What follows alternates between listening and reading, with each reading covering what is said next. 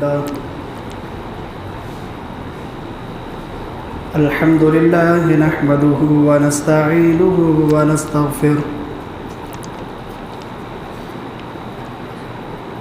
ونؤمن به ونتوكل عليه ونعوذ بالله من شرور أنفسنا ومن سيئات أعمالنا من يهده الله فلا مضل له ومن يضلله فلا هادي له وأشهد أن لا إله إلا الله وحده لا شريك له وأشهد أن محمدًا عبده ورسوله أما بعد فإن خير الحديث كتاب الله وخير الهدي هدي محمد صلى الله عليه وسلم وشر الأمور محدثاتها وكل محدثة بدعة وكل بدعة ضلالة وكل ضلالة في النار. أعوذ بالله من الشيطان الرجيم. بسم الله الرحمن الرحيم. يا أيها الناس اتقوا ربكم الذي خلقكم من نفس واحدة وخلق منها زوجها وبث منهما رجالا كثيرا ونساء واتقوا الله الذي تساءلون به والأرحام إن الله كان عليكم رقيبا. يا أيها الذين آمنوا اتقوا الله حق تقاته ولا تموتن إلا وأنتم مسلمون. يا أيها الذين آمنوا اتقوا الله وقولوا قولا سديدا يصلح لكم أعمالكم ويغفر لكم ذنوبكم ومن يطع الله ورسوله فقد فاز فوزا عظيما. وقال الله تبارك وتعالى في موضع آخر فإن آمنوا بمثل ما آمنتم به فقد اهتدوا. رب اشرح لي صدري ويسر لي أمري واحلل عقدة من لساني يفقهوا قولي. سبحانك لا علم لنا إلا ما علمتنا إنك أنت العليم الحكيم. معزز علماء کرام، بزرگوں، نوجوان ساتھیوں، عفت میں آپ مائی اور بہنوں، عزیز بچوں، سب سے پہلے ہر قسم کی تعریف و توصیف، بڑائی، بزرگی اسی اللہ خالق کائنات، مالک ارض و سما، رب ذوالجلال کے لیے لائق و زیبا ہے، جس رب العالمین نے ہم تمام کو انسان، مسلمان، توحید پرست بنایا، کفر و شرک کے دلدل سے بچایا، توحید کے نور سے منور فرمایا، ہماری ہدایت کے لیے اپنی کتاب قرآن مجید کو نازل فرمایا، ہر قسم کی نعمتوں سے ہمیں مالا مال فرمایا۔ بعدہ لاکھوں کروڑوں درد و سلام ہوں اللہ تبارک و تعالیٰ کے تمام برگزیدہ بندوں پر، تمام انبیاء کرام، تمام صحابہ کرام، تمام صالحین، تمام صدیقین، تمام شہداء، تمام علماء پر، خصوصاً میرے اور آپ کے آخری نبی، پیارے نبی جناب محمد رسول اللہ صلی اللہ علیہ وسلم پر، وذات مقدسہ مطہرہ جنہیں رب العزت نے ساری کائنات کے لیے نبی اور رسول بنا کر کے مبعوث فرمایا۔ مختصر سی حمد و ثنا کے بعد محترم حاضرین جمعہ، گزشتہ جمعہ ایک بڑے حساس موضوع پر ہم نے گفتگو کی تھی۔ موضوع تھا منہج سلف کی اہمیت اور اس کی ضرورت۔ وقت کی تنگی کی وجہ سے بہت ساری باتیں بتانے کی رہ گئی تھی، جبکہ یہ موضوع بڑا حساس ہے، یہ موضوع دین کی بنیاد ہے، یہ موضوع اتنا اہم ہے کہ اس کے بغیر کسی انسان کی نجات نہیں ہے۔ امام ابو حنیفہ رحمہ اللہ سے کسی شخص نے پوچھا، اذا قلت قولا وکتاب اللہ یخالف، کہا کہ اے امام صاحب آپ کوئی بات کہیں، کوئی مسئلہ بیان کریں، اور آپ کا مسئلہ آپ کی موجودگی میں ہو یا آپ کی وفات کے بعد ہو، وہ مسئلہ قرآن سے ٹکراتا ہو تو ہم کیا کریں؟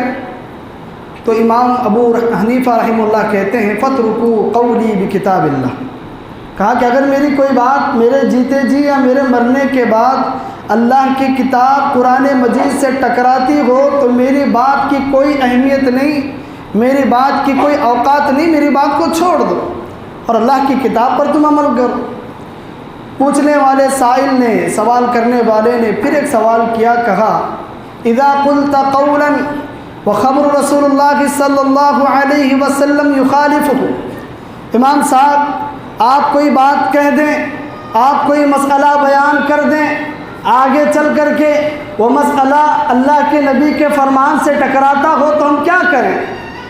تو امام صاحب نے کہا فَاتْرُكُوا قَوْلِي بِخَبْرِ رسول اللہ صلی اللہ علیہ وسلم، اگر میری بات میرے جیتے جی ہو یا میرے مرنے کے بعد ہو، نبی کائنات صلی اللہ علیہ وسلم کے فرمان سے ٹکراتی ہو، میری بات کی کوئی اوقات نہیں ہے، میری بات چھوڑ دو۔ پوچھنے والے نے صرف رب کے کلام نبی صلی اللہ علیہ وسلم کے فرمان کے تعلق سے ہی نہیں پوچھا، ایک تیسرا سوال کیا، کہا اذا قلت قولا واثر صحابہ رضی اللہ عنہم اجمعین یخالفہ، کہا ٹھیک ہے جب اگر کوئی بات آپ کی صحابہ کرام کے عمل سے، صحابہ کرام کے آثار سے ٹکراتی ہو اس وقت کیا کریں؟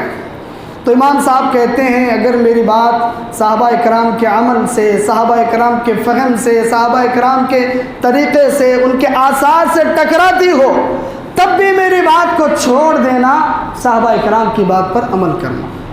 دیکھیے امام ابو حنیفہ کئی سال پہلے، کئی صدیوں پہلے وفات پا چکے، اللہ تبارک و تعالیٰ نے ان کی زبان سے اعتراف کروا دیا کہ دین کس کا نام ہے؟ دین اللہ کے کلام، رسول اللہ کے فرمان اور صحابہ کرام کا فہم، صحابہ کرام کا طریقہ۔ صرف قرآن و حدیث پر کوئی عمل کا دعویٰ کر لے اور کہے کہ میں صرف قرآن اور حدیث پر ہی عمل کروں گا، اس کے علاوہ مجھے کسی آئیڈیل کی ضرورت نہیں، مجھے کسی کے طریقے کی ضرورت نہیں، تو میرے بھائیوں ہمارا ان سے سوال یہ ہے کہ قرآن و حدیث تم تک پہنچا ہے، قرآن و حدیث کے معاملے میں صحابہ کرام آئیڈیل ہیں، صحابہ کرام نے براہ راست اللہ کے نبی سے قرآن کو سمجھا، براہ راست اللہ کے نبی سے آپ نے احادیث کو سمجھا، نماز کا طریقہ ہو، وضو کا طریقہ ہو، غسل کا طریقہ ہو، صحابہ کرام کی اتباع، منہج سلف کی اتباع کے بغیر کوئی شخص اسلام پر عمل نہیں کر سکتا۔ جیسا کہ ایک مثال کے ذریعے میں نے گزشتہ جمعہ میں ایک بات سمجھائی تھی کہ انسان کے لیے ضروری نہیں کہ اس کی گمراہی کے لیے انسان جو ہے صرف اپنی منزل غلط انتخاب کر لے، انسان اپنی منزل کا انتخاب یعنی غلط منزل کا انتخاب کر کے گمراہ ہو جائے گا، لیکن صرف منزل کے انتخاب ہی کی وجہ سے گمراہ نہیں ہوتا۔ بسا اوقات انسان کی منزل صحیح ہوتی ہے، مجھے کہاں جانا ہے، کس جگہ مجھے جانا ہے، منزل اس کے ذہن میں بالکل درست ہے، لیکن اس منزل تک پہنچنے کے لیے جو راستہ ہے وہ راستہ اگر غلط ہو تب بھی انسان گمراہ ہو جاتا ہے۔ ہماری منزل جنت ہے، ہمارا مقصد اللہ کو راضی کرنا ہے، ہمارا مقصد قرآن و حدیث پر صحیح معنوں میں عمل کرنا ہے، تو پھر اس کے لیے راستہ بھی ہمارا صحیح ہونا چاہیے۔ صحابہ کرام کا راستہ ہے جو صحیح معنوں میں قرآن و حدیث کے صحیح اتباع ہم سے کرواتا ہے۔ اگر صحابہ کرام کے طریقے کو چھوڑ کر کے کسی اور کی اتباع، کسی اور کی پیروی ہم کریں گے تو یقیناً ہم گمراہ ہو جائیں گے۔ اس کے تعلق سے بہت سارے دلائل قرآن کی روشنی میں، حدیث کی روشنی میں آپ کے سامنے رکھے گئے۔ دیکھیے صحابہ کرام کی اتباع یا صحابہ کرام کا فہم، ان کا منہج اس لیے بھی ضروری ہے، صحابہ کرام کے طریقے کو اختیار کرنا قرآن و حدیث پر عمل کرنے کے معاملے میں اس لیے بھی ضروری ہے کیونکہ پیارے نبی صلی اللہ علیہ وسلم نے اس بات کا اعلان کر دیا کہ صحابہ کرام کا زمانہ گمراہی سے پاک زمانہ ہے، صحابہ کرام کا زمانہ فتنوں سے پاک زمانہ ہے۔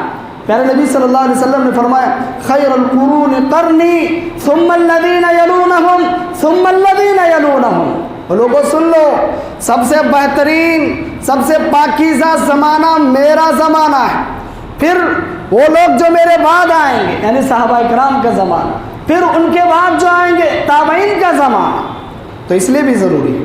اور ایک بات یاد رکھیں، صحابہ کرام کے فہم، صحابہ کرام کے منہج کے بغیر کوئی دلیل کام بھی نہیں آتی، کوئی دلیل کام بھی نہیں آتی۔ کیسے؟ آج ہر باطل گمراہ فرقہ اپنے باطل افکار و نظریات کو صحیح ثابت کرنے کی کوشش میں لگا ہوا ہے، ایڑی سے لے کر کے چوٹی تک کا زور لگاتا ہے، اپنے باطل عقائد، اپنے باطل افکار و نظریات کو صحیح ثابت کرنے کی کوشش کرتا ہے، اور ایسا نہیں ہے کہ بغیر دلیل کے بات کرتا ہے، ان کے پاس دلیل بھی ہے۔ جو لوگ نبی کریم صلی اللہ علیہ وسلم کو عالم الغیب کہتے ہیں، آپ کو غیب کا علم تھا، کیا وہ ایسے ہی کہتے ہیں؟ ان کے پاس بھی دلائل ہیں، وہ لوگ قرآن سے دلیل دیتے ہیں، وہ لوگ حدیث سے دلیل دیتے ہیں۔ شیعہ حضرت علی رضی اللہ تعالیٰ عنہ کو خدا کا درجہ دیتے ہیں، اللہ کا درجہ دیتے ہیں، ان کے پاس بھی دلائل ہیں۔ اب جائیں قرآن سے دلیل دینے کی کوشش کریں گے، حدیث سے دلیل دینے کی کوشش کریں گے۔ جو لوگ عید میلاد مناتے ہیں وہ لوگ بھی اپنی اس بدعت کو صحیح ثابت کرنے کے لیے قرآن سے سینکڑوں دلیلیں آپ کو دینے کی کوشش کریں گے۔ اب سوال یہ ہے کہ یہ فرقے اپنے افکار و نظریات کو صحیح ثابت کرنے کے لیے قرآن سے حدیث سے دلیل پیش کر رہے ہیں، اس کے باوجود بھی یہ گمراہ کیوں ہیں؟ سوال پیدا ہوتا ہے، گمراہ کیوں ہیں؟ گھنٹوں گھنٹوں تقریر کریں گے، دلائل کہاں سے دے رہے ہیں؟ قرآن کے آیات سے دلائل دے رہے ہیں، حدیث سے دلائل دے رہے ہیں، صحیح بخاری، صحیح مسلم، ایسی جو ہے اعتماد والی کتابوں سے وہ دلیل پیش کر رہے ہیں، پھر بھی گمراہ ہیں۔ کیوں گمراہ ہیں؟ ایک اصول، ایک ضابطہ ہمیشہ اپنے ذہن میں رکھیے، اسے کبھی بولنا نہیں۔ اصول کیا ہے؟ اصول یہ ہے کہ کسی بھی مسئلے کو صحیح ثابت کرنے کے لیے دلیل ضروری ہے، کسی بھی مسئلے کو صحیح ثابت کرنے کے لیے دلیل ضروری ہے، دلیل کافی نہیں ہے۔ ہم لوگ صرف دلیل دیکھتے ہیں، وہ کیسی دے رہا ہے، کہاں سے دے رہا ہے، اس دلیل سے وہ معنی نکلے گا یا نہیں نکلے گا اس کی ہمیں پرواہ نہیں ہے۔ کسی بھی مسئلے کو صحیح ثابت کرنے کے لیے سب سے پہلے دلیل ہونی چاہیے، پھر دلیل ہے تو دلیل کافی نہیں ہے بلکہ دلیل صحیح ہونی چاہیے، پھر دلیل بھی ہے، دلیل صحیح بھی ہے، تو اس دلیل سے جو مسئلہ نکالا جا رہا ہے وہ مسئلہ اس سے نکلنا چاہیے۔ ایسا نہیں ہو مارے گھٹنا اور پھوٹے سر، دلیل کوئی بھی لا کر کے پیش کر رہا ہے، قرآن کی آیت لا کر کے کسی حرام چیز کو میں حلال بتاؤں گا، کیسے ہو سکتا ہے؟ قرآن کی دلیل ہے، مانتے ہیں، قرآن سچی کتاب ہے، مانتے ہیں، دلیل بھی ہے، مانتے ہیں، لیکن اس دلیل سے وہ مسئلہ نکلنا چاہیے جو مسئلہ وہ نکال رہی ہے۔ مثال کے طور پر اور ایک بات، جو دلیل وہ پیش کرتے ہیں صحابہ کرام نے بھی اس دلیل سے وہی مفہوم نکالا۔ مثال کے طور پر جو لوگ نبی صلی اللہ علیہ وسلم کو عالم الغیب کہتے ہیں کہ اللہ کے نبی صلی اللہ علیہ وسلم غیب کا علم جانتے تھے، قرآن مجید کی جن آیات سے وہ استدلال کرتے ہیں، ہمارا ان سے سوال یہ ہے جن آیات سے تم نبی کے لیے علم غیب ثابت کرتے ہو، کیا صحابہ کرام نے بھی ان آیات سے نبی کے لیے علم غیب ثابت کیا؟ جب صحابہ کرام نے اس آیت سے نبی کے لیے علم غیب کو ثابت نہیں کیا تو تم کیسے کر سکتے ہو؟ میرے بھائیو، دلیل کافی نہیں ہے، دلیل تو ابلیس کے پاس بھی تھی۔ اللہ نے سجدہ کرنے کا حکم دیا آدم علیہ السلام کو تو ابلیس نے انکار کیا، انکار کی وجہ پوچھی تو کیا دلیل دی؟ کہا اے اللہ تو نے مجھے آگ سے بنایا ہے اور اسے مٹی سے بنایا ہے، آگ کی صفت اوپر کی طرف اڑتی ہے اور مٹی کی صفت نیچے کی طرف، جھکنا اس کو چاہیے، میں کیوں جھکوں؟ دلیل اس کے پاس تھی یا نہیں تھی؟ دلیل اس کے پاس تھی، لیکن اس دلیل سے جو مسئلہ وہ نکال رہا تھا وہ غلط تھا۔ تو بتانے کا مقصد یہ ہے، آج لوگ اپنے افکار و نظریات کو صحیح ثابت کرنے کی کوشش کرتے ہیں، دلائل بھی پیش کرتے ہیں، لیکن بڑا افسوس ہوتا ہے نعوذ باللہ، یہ لوگ بتانا کیا چاہتے ہیں کہ صحابہ کرام نے ان مسائل کو قرآن سے نہیں سمجھا، یہ عقلی گھوڑے دوڑا کر کے ان مسائل سے اللہ کے نبی کے لیے کوئی علم غیب ثابت کر رہا، اللہ کے نبی کو کوئی حاضر و ناظر ثابت کر رہا، کوئی جو ہے اللہ کے نبی صلی اللہ علیہ وسلم کی پیدائش پر عید میلاد منانے، جشن منانے کی دلائل اس سے نکال رہا ہے۔ تو پھر صحابہ کرام کو کیا ہوا؟ صحابہ کرام نے کیا قرآن کو نعوذ باللہ نہیں سمجھا؟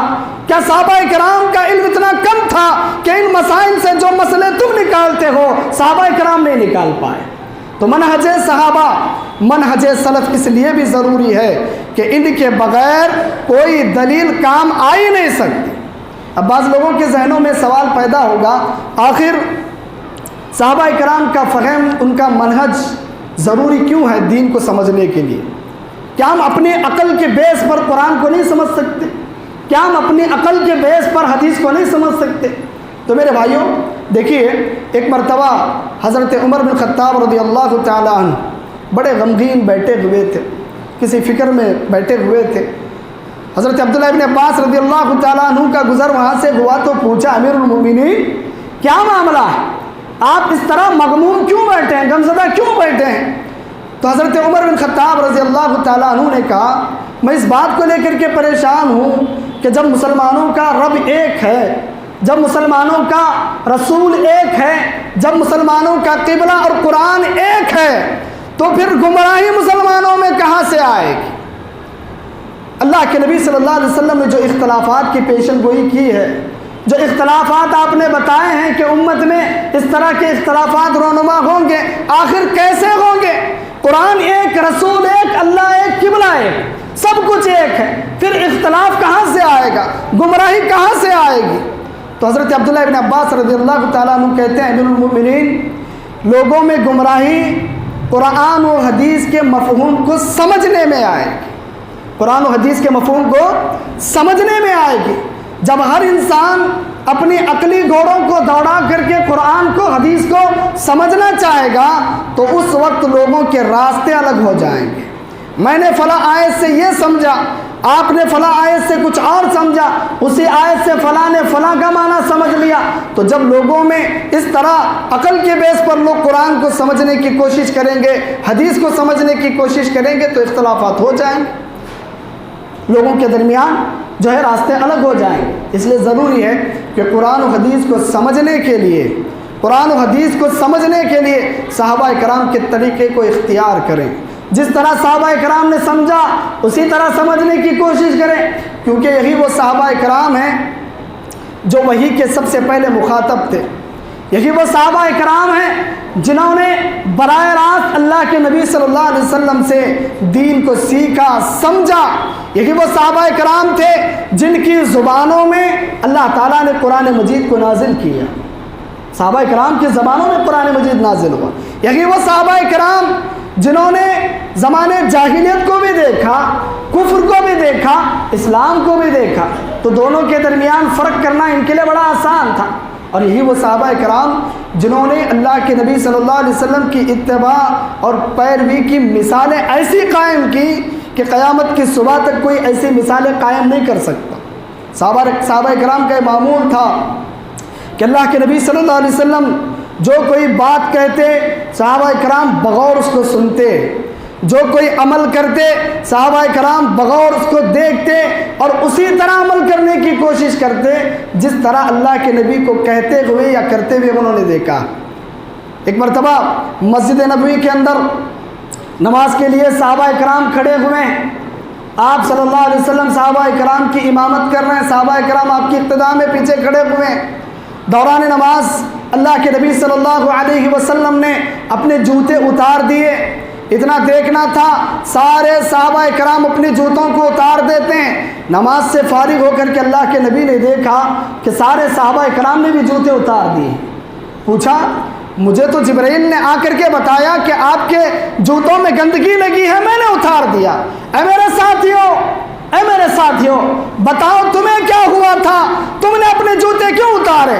تو سارے صحابہ کرام ایک آواز ہو کر کہتے ہیں رأینا القیتنا علیک فالقینا نعالنا یا رسول اللہ صلی اللہ علیہ وسلم، اے اللہ کے نبی صلی اللہ علیہ وسلم ہمیں یہ نہیں معلوم آپ نے جوتے کیوں اتارے، بس ہم نے آپ کو جوتے اتارتے ہوئے دیکھ لیا اور ہم نے بھی جوتے اتار دیے۔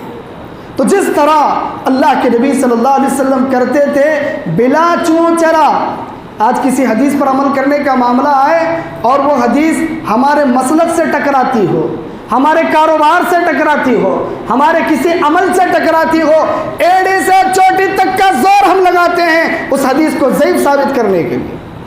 ایک عالم کے پاس جائیں گے، دوسرے عالم کے پاس جائیں گے، تیسرے عالم کے پاس جائیں گے، اس وقت تک ہم مطمئن نہیں ہوتے جب تک فیصلہ ہمارے حق میں نہیں آ جاتا۔ کسی نہ کسی طریقے سے ہیلے بہانے کر کے ہم اپنے موقف کو صحیح ثابت کرنے کے لیے حدیث کو ضعیف کرنے میں پیچھے نہیں ہٹتے، یہ ہمارا معمول تھا، اور وہ صحابہ کرام جیسے اللہ کے نبی کو کرتے ہوئے دیکھا ویسے ہی عمل کر رہے۔ ایک مرتبہ حضرت عبداللہ بن عمر رضی اللہ تعالیٰ عنہ اپنے ساتھیوں کے ساتھ ایک راستے پر چل رہے، راستے میں آپ راستے سے ہٹ کر کے ایک کونے سے چلتے ہیں، پھر تھوڑی دیر کے بعد پھر روڈ پر آ جاتے ہیں۔ صحابہ کرام نے پوچھا یہ کیا آپ نے کیا؟ کہا کہ میں نے اللہ کے نبی صلی اللہ علیہ وسلم کو دیکھا، آپ اسی راستے سے چل رہے تھے، آپ اسی جگہ سے راستے سے نیچے اترے، زمین پر نیچے چلتے رہے، پھر آگے جا کر کے آپ نے اسی راستے کو اختیار کیا۔ تو جیسے اللہ کے نبی صلی اللہ علیہ وسلم کو کرتے ہوئے دیکھتے ویسے ہی کرتے۔ ایک مرتبہ حضرت علی رضی اللہ تعالیٰ عنہ نے وضو کیا، وضو کے بعد پانی منگوایا، کھڑے ہو کر کے آپ نے پانی پیا۔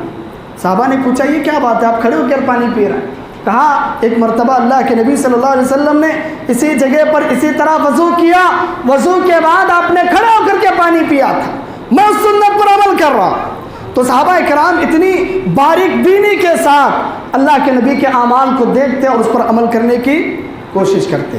تو پتہ یہ چلا کہ صحابہ کرام کے فہم، صحابہ کرام کے منہج کو اختیار کرنا ضروری ہے، اس کے بغیر ہم صحیح معنوں میں قرآن اور حدیث پر عمل نہیں کر سکتے۔ اگر کوئی شخص اپنے عقل کے بیس پر قرآن کو سمجھنے کی کوشش کرتا ہے، حدیث کو سمجھنے کی کوشش کرتا ہے، یاد رکھیں وہ گمراہ ہو جاتا ہے۔ کیا ہو جاتا ہے؟ گمراہ ہو جاتا ہے۔ اور ایسے کئی ساری مثالیں ہمارے سامنے، بہت ساری مثالیں، بہت سارے لوگوں نے قرآن کو حدیث کو اپنی عقل کی روشنی میں سمجھنے کی کوشش کی، وہ لوگ گمراہ ہو گئے۔ یا تو انہوں نے آیات کا انکار کر دیا قرآن مجید کی، یا پھر احادیث کو غلط ثابت کرنے کی انہوں نے کوشش کی۔ مثال کے طور پر صحیح بخاری اور مسلم کی ایک حدیث ہے لن یفلح قوم ولو امرهم امرأة، بڑی مشہور حدیث ہے۔ پیارے نبی صلی اللہ علیہ وسلم نے فرمایا کہ وہ قوم کبھی کامیاب نہیں ہو سکتی جس قوم پر کوئی عورت حکمرانی کرتی ہو، جس قوم پر عورت حکمرانی کرے وہ قوم کبھی کامیاب نہیں ہو سکتی۔ اب قرآن مجید کے اندر سورہ احزاب میں اللہ تبارک و تعالیٰ نے سلیمان علیہ السلام اور ملکہ سبا کا واقعہ ذکر کیا، بڑا تفصیلی لمبا واقعہ ہے۔ حضرت سلیمان علیہ السلام اپنے تخت پر بیٹھے ہوئے اپنی رعایا کی حاضری لیتے ہیں، ہدہد پرندہ غائب تھا، ہدہد پرندہ غائب تھا۔ تو دیکھا حضرت سلیمان علیہ السلام نے کہا کہ جب وہ آئے گا، غیر حاضر تھا، آئے گا تو میں اسے سزا دوں گا۔ اتنے میں ہدہد پرندہ اڑ کر کے آتا ہے اور کہتا ہے کہ ایک بڑی خبر میں آپ کے پاس لایا ہوں۔ پوچھا کیا خبر ہے؟ کہا میں اڑتے اڑتے ایک قوم پر گیا، قوم کے اوپر سے میں نے دیکھا کہ قوم ہے جو سورج کی پوجا کرتی ہے، اس کا ایک بڑا تخت ہے اور وہ قوم سورج کی پوجا کرتی ہے، اور تعجب کی بات یہ تھی کہ اس قوم پر ایک عورت حکمرانی کر رہی ہے، ایک عورت حکمرانی کر رہی ہے۔ اب دیکھیے قرآن مجید کی اس آیت سے کیا معلوم ہوا کہ عورت حکمرانی کر سکتی ہے۔ اب جن لوگوں نے قرآن کو اپنی عقل سے سمجھنے کی کوشش کی، آیت کو صحیح کہہ کر کے حدیث کا انہوں نے انکار کر دیا، حدیث غلط ہے، آیت میں تو بتایا جا رہا ہے کہ عورت حکمرانی کر سکتی ہے، تو پھر آیت کا حدیث کا جو ہے انہوں نے انکار کر دیا۔ میرے بھائیوں بتانا یہ ہے، اگر ان لوگوں نے قرآن حدیث کو صحابہ کرام کے فہم سے سمجھا ہوتا، صحابہ کرام نے اس آیت کا کیا استدلال کیا، اگر انہوں نے اس کو سامنے رکھا ہوتا، حدیث بھی اپنی جگہ صحیح ہے، آیت بھی اپنی جگہ صحیح ہے۔ یہ واقعہ اس وقت کا ہے جب ملکہ سبا ابھی اسلام نہیں لائی تھی۔ سوال یہ ہے کہ ملکہ سبا نے اسلام قبول کیا تو کیا سلیمان علیہ السلام نے اس کی حکومت کو باقی چھوڑا؟ اسے حکمران بنا کے باقی چھوڑا؟ نہیں چھوڑا، اس کی حکومت کو بھی اپنے اندر ضبط کر لیا۔ تو بتانے کا مقصد یہ ہے کہ اگر کوئی اپنی عقل کے بیس پر قرآن و حدیث کو سمجھنے کی کوشش کرے گا، بڑا اختلاف ہوگا، بڑا اختلاف۔ مثال کے طور پر اسلام کی ایک بڑی جنگ گزری ہے، جنگ صفین، حضرت معاویہ رضی اللہ تعالیٰ عنہ اور حضرت علی رضی اللہ تعالیٰ عنہ کے درمیان بڑی جنگ ہوئی۔ دراصل یہ جنگ یہودیوں کی سازش کا ایک نتیجہ تھی۔ دونوں طرف مسلمان ہیں، گھماسان جنگ ہوئی، کئی ہزاروں مسلمانوں کی تلواروں سے شہید ہو گئے۔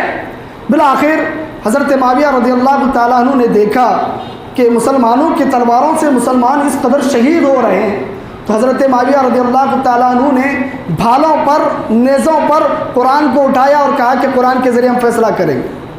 اس طرح کا خون خراب اچھا نہیں ہے۔ تو بہرکیف دونوں جماعتیں، دونوں فوجیں مل کر کے آپس میں بیٹھتی ہیں۔ حضرت علی رضی اللہ تعالیٰ عنہ کی طرف سے ابو موسیٰ اشعری رضی اللہ تعالیٰ عنہ کو حکم اور جج بنایا جاتا ہے، اور ادھر معاویہ رضی اللہ تعالیٰ عنہ کی طرف سے عمرو بن عاص رضی اللہ تعالیٰ عنہ کو حکم اور جج بنایا جاتا ہے۔ اب دونوں مل کر کے آپس میں بات طے کریں گے کہ کیا کیا جائے، جنگ جاری رکھیں گے، جنگ ختم کریں گے، صلح کی کیا صورت ہوگی۔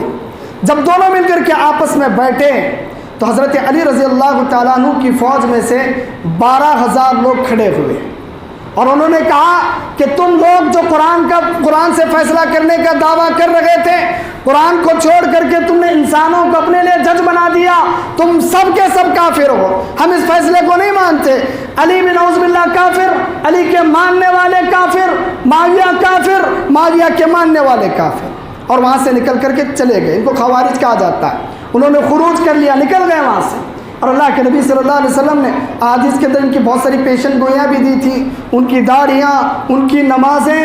اللہ کے نبی نے فرمایا کہ قرآن اس انداز سے پڑھیں گے کہ تم ان کی طرح قرآن نہیں پڑھ سکتے، ان کی نمازوں کو دیکھ کر تم اپنی نمازوں کو ہلکا سمجھو گے۔ بہرکیف وہاں سے نکل گئے۔ حضرت علی رضی اللہ تعالیٰ عنہ نے سمجھانے کی کوشش کی، کہا کہ دیکھو فیصلہ قرآن سے ہی ہوگا، لیکن قرآن خود تو بول نہیں سکتا، قرآن پڑھ کر کوئی انسان سمجھائے گا تبھی تو فیصلہ کیا جائے گا۔ ایک بات نہیں مانی، بہرکیف وہاں سے نکل گئے۔ حضرت علی رضی اللہ تعالیٰ عنہ نے حضرت عبداللہ بن عباس رضی اللہ تعالیٰ عنہ کو بلایا اور کہا کہ جاؤ ان خوارج کو ایک مرتبہ، آخری مرتبہ سمجھاؤ۔ سیدھے سیدھے سمجھ گئے، اچھی بات ہے، ورنہ ہماری تلواریں نہ سمجھائیں گے۔ حضرت عبداللہ بن عباس رضی اللہ تعالیٰ عنہ خوارج کے پاس پہنچتے ہیں اور سب سے پہلے ان سے کہتے ہیں، جب بات چیت شروع ہوتی ہے، ان سے بحث و مباحثہ شروع ہوتا ہے، تو خوارج کہتے ہیں ہمارے 3 اعتراضات ہیں، ان کا آپ جواب دیں۔ حضرت عبداللہ بن عباس رضی اللہ تعالیٰ عنہ نے کہا تمہارے ہر اعتراض کا میں جواب دوں گا، لیکن مجھے پہلے یہ بتاؤ کیا تمہاری اس تعداد میں کوئی صحابی رسول بھی موجود ہے؟ ان لوگوں نے کہا کہ ہم میں کوئی صحابی رسول نہیں ہے۔ تو اس وقت حضرت عبداللہ بن عباس رضی اللہ تعالیٰ عنہ نے اللہ کا شکر ادا کیا کہ اس گمراہی میں اللہ کے فضل سے کوئی صحابی شریک نہیں ہے۔ پھر اس کے بعد ایک کے بعد ان کے اعتراض کو آپ نے سنا اور جواب دیا۔ پہلا اعتراض ان کا یہ تھا کہ جب قرآن سے فیصلہ کرنے کی بات ہوئی تھی تو تم نے انسانوں کو حکم کیوں بنایا؟ حضرت عبداللہ بن عباس رضی اللہ تعالیٰ عنہ نے جواب دیتے ہوئے کہا یہ حکم بھی قرآن مجید کے اندر موجود ہے۔ سورہ طلاق کے اندر اللہ تبارک و تعالیٰ نے میاں بیوی کے درمیان جب نا اتفاقی ہو جائے، اختلاف ہو جائے، جڑنے کی کوئی صورت نظر نہیں آتی تو 2 حکم مقرر کرنے کا حکم دیا۔ دونوں حکم مل کر کے بیٹھیں گے، آپس میں دونوں کی طرف سے جو ہے کوئی اچھی رائے نکال کر کے دونوں کے درمیان سمجھوتا کرنے کی کوشش کریں گے۔ اب جو 2 میاں بیوی آپس میں اختلاف کرتے ہیں ان کے درمیان حکم بنانے کا حکم قرآن میں ہے۔ یہاں تو مسلمانوں کی 2 بڑی فوجیں ہیں، ان کے درمیان حکم کیسے نہیں بنایا جا سکتا؟ ٹھیک ہے۔ دوسرا اعتراض انہوں نے یہ کیا، کہا کہ جنگ صفین سے پہلے ایک جنگ ہوئی تھی، جنگ جمل۔ اس جنگ میں حضرت عائشہ رضی اللہ تعالیٰ عنہ حضرت علی کے مخالف میں آ کر کھڑے ہوئے، ان کے ساتھ جنگ ہوئی۔ بہرکیف حضرت علی رضی اللہ تعالیٰ عنہ کے مقابلے میں عائشہ آئیں، جیت نہیں پائیں، تو خوارج کہتے ہیں جب عائشہ ہار گئیں تو علی نے ان کو بندی کیوں نہیں بنائے، ان کو پکڑ کر کے قید کیوں نہیں کیا؟ تو حضرت عبداللہ ابن عباس رضی اللہ تعالیٰ عنہ کہتے ہیں قرآن مجید کی آیت کریمہ تم نے نہیں پڑھی؟ النبی اولیٰ بالمؤمنین انفسہم، کہا نبی مومنوں کے نزدیک ان کی جان سے زیادہ عزیز ہیں، اہم ہیں، وَأُمَّهَاتُهُ وَأَزْوَاجُهُ أُمَّهَاتُهُمْ، اور نبی کی بیویاں مومنوں کی مائیں ہیں۔ تو ماں حضرت عائشہ صدیقہ اللہ کے نبی صلی اللہ علیہ وسلم کی بیوی ہیں، تو اس اعتبار سے امت کی ماں ہے، علی کی بھی ماں ہے، تو کوئی اپنی ماں کو قید کر سکتا ہے؟ یہ اعتراض بھی ختم ہو گیا۔ تیسرا اعتراض انہوں نے یہ کیا، کہا کہ امیر المؤمنین علی ہیں، علی جب امیر المؤمنین ہیں تو پھر اپنے نام کے ساتھ امیر المؤمنین کیوں نہیں لگاتے؟ جب مومنوں کے امیر ہیں، مسلمانوں کے امیر ہیں، تو اپنے نام کے ساتھ وہ امیر کیوں نہیں لگاتے؟ تو کہا حضرت عبداللہ بن عباس رضی اللہ تعالیٰ عنہ نے سن 6 ہجری میں مشرکین مکہ کے ساتھ اللہ کے نبی صلی اللہ علیہ وسلم کی ایک صلح ہوئی تھی، کمپرومائز ہوا تھا۔ اس وقت صلح نامہ جب لکھا جانے لگا، پیارے نبی صلی اللہ علیہ وسلم نے کاتب کو حکم دیا تھا، کہا لکھو من محمد رسول اللہ صلی اللہ علیہ وسلم، محمد رسول اللہ صلی اللہ علیہ وسلم کی طرف سے لکھو۔ تو مشرکین نے اعتراض کرتے ہوئے کہا تھا آپ اپنے نام کے ساتھ رسول نہیں لگا سکتے، اگر ہم آپ کو رسول مان لیتے تو اختلاف کی کوئی وجہ ہی نہیں بنتی، اختلاف ہمارے اور آپ کے درمیان یہی ہے، ہم آپ کو اللہ کا رسول نہیں مانتے۔ تو اللہ کے نبی صلی اللہ علیہ وسلم نے کاتب کو حکم دیا کہ میرے نام کے آگے سے رسول نکال دو، نکال دیا گیا۔ حضرت عبداللہ ابن عباس کہتے ہیں جب نبی نے اپنے نام کے آگے سے رسول نکالا تب بھی آپ اللہ کے رسول تھے۔ تو اسی طرح امیر المؤمنین علی رضی اللہ تعالیٰ عنہ اپنے نام کے ساتھ امیر المؤمنین نہیں لگاتے تب بھی آپ امیر ہیں۔ تو بتانے کا مقصد یہ ہے ان لوگوں نے قرآن کو، حدیث کو اپنی عقل کی روشنی میں سمجھنے کی کوشش کی، گمراہ ہو گئے، اتنا گمراہ ہو گئے انہوں نے صحابہ اکرام کی جماعت ہی کو کافر کہہ دیا۔ تو بتانے کا مقصد یہ ہے کہ قرآن و حدیث کو صحابہ اکرام کے فہم اور منہج کے مطابق سمجھنے کی کوشش کریں، ورنہ بہت سارے فرقے گمراہ ہو گئے۔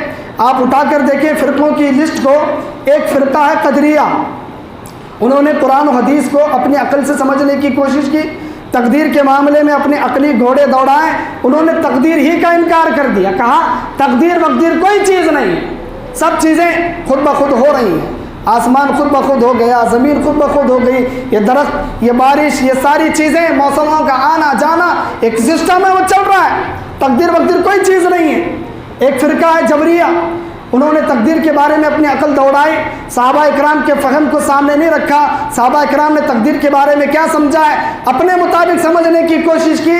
انہوں نے کہا دیکھیے تقدیر کا معاملہ ایسا ہے، انسان بے اختیار ہے، انسان جو بھی کر رہا ہے وہ انسان نہیں کر رہا، اسے کوئی طاقت کروا رہی ہے، انسان مجبور ہے، زنا کرے، چوری کرے، ڈکیتی کرے، کچھ بھی کرے، اسے کوئی طاقت کروا رہی ہے، اس کا کوئی قصور نہیں ہے۔